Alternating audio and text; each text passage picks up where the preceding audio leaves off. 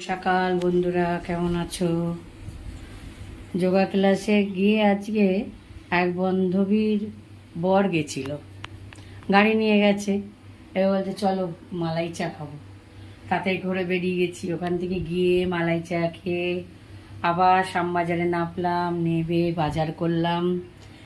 দেখো তো একটুখানি আজকে ভোলা নিয়ে এসেছি, ভোলা মাছ এনেছি, আর একটু চিংড়ি নিয়ে এসেছি, আর রুটি আর ডিমের ওটা আসুক দাদা, খাবার দিয়ে দেবো।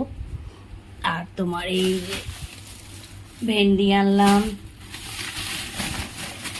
ভেন্ডি, একটু আমরা নিয়ে এসেছিলাম, একটু টক ডাল করব কালকে।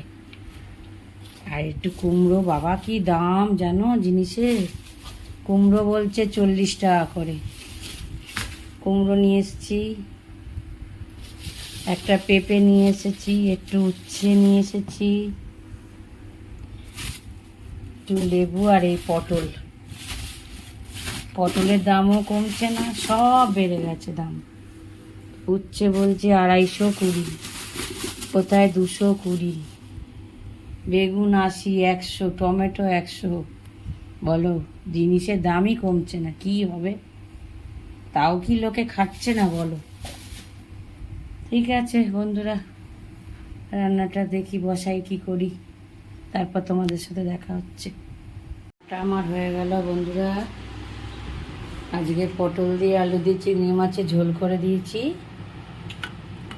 আর তোমার একটু কুমড়ো ভেজেছি, আর কালকের অনেক ডাল ছিল, দেখো ডালটা জাল দিলাম, হয়ে যাবে। আর এই বিকেলবেলায় একটু কুমড়ো, পটল, ভেন্ডি, আলু দিয়ে একটু ভাজা করে রেখে দিলাম।